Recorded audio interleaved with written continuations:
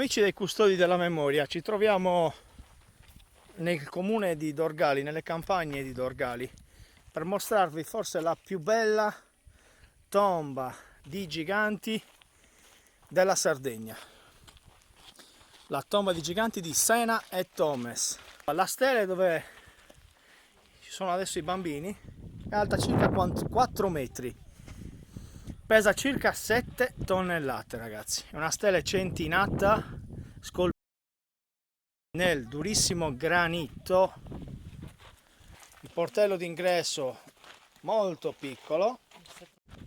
Guardate la dimensione di questi ortostati infilati a coltello, con una tecnica megalittica. Con questa tecnica costruivano i dolmen. Immaginate le energie che sono state spese per mettere su questi grandi macigni, questi ortostati. Incredibile, ragazzi. Adesso visiteremo la parte del corridoio, Che è la tomba, ovviamente. la parte del corridoio funerario. Che è la tomba. Corridoio funerario coperto da piattabande. Con questo metodo costruivano i dolmen. Sì, guardate queste piattabande. Qui siamo nell'abside, la parte finale della tomba. Continuiamo. Attenzione qua che si cade, non passate qua, fate il... Stai attento, fa. Ecco qua. Questa è la parte posteriore. Salutiamo i signori. Ah, mi fa piacere. E questa è la parte finale della stele, come potete notare è appena sbozzata. Perché? Perché la parte posteriore non era tanto importante, è più importante la parte anteriore, quella con la centina. Quella cornice che vedete è la centina, divide, c'è una teoria che dice che divide la parte del paradiso, come lo intendiamo noi, un posto dove si andrà. La linea centrale è dove viviamo noi oggi, quindi nel presente, nel loro presente, e la parte di sotto è il regno dei morti. Quindi c'è una teoria che ipotizza che i nuragici avessero il concetto del andare oltre o andare sotto. Quindi andare sotto significa che conoscevano anche il mondo degli inferi. Sono teorie perché non ci hanno lasciato nulla di scritto. Però comunque quello dove lei sta adesso è il corridoio funerario. Quindi queste sono tombe collettive.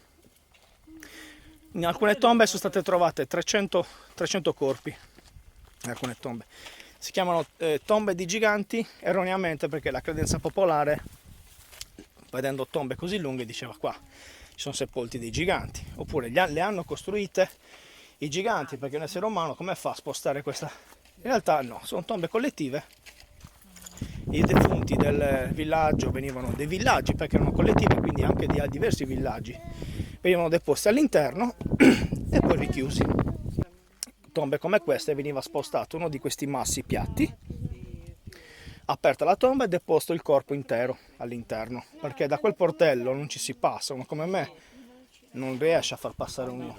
Esatto, quindi è un portello iniziatico, cioè da lì passano le anime verso il mondo degli inferi, oppure verso il ritorno alla madre terra, e c'è anche quel concetto nei nuragici.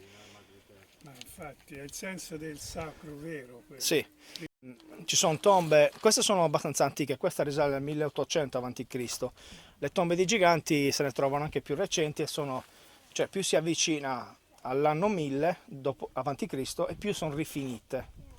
Diventano isodome, cioè ogni concio, ogni pietra viene scolpito finemente e ci sono delle realizzazioni, dei manufatti che sono incredibili. Non so se avete visto il pozzo sacro di Santa Cristina, per esempio, no? No, ce l'hanno detto di vedere. Quello è incredibile, perché scolpito sembra fatto ai giorni d'oggi con una mola, eppure è fatto tutto a mano. Queste qua invece sono più antiche, quindi a loro interessava dare una forma, un concetto, una struttura e poi sostenere cosa? I riti. Quello che vedete qua si chiama esedra, queste braccia della tomba, no? Di fronte all'esedra c'è una piazza, lì venivano fatti i riti, si chiamano riti di incubazione. Ok, entriamo all'interno del corridoio funerario. Incredibile, incredibile, guardate queste piattabande Guardate, io so più al di sopra, questo spazio. questa copertura, una stele finale, posta chiusura. Stiamo camminando all'interno di questa fantastica tomba di giganti, Sena e Thomas. No, state bambini. Sena e Thomas. Incredibile. Favolosa, ragazzi.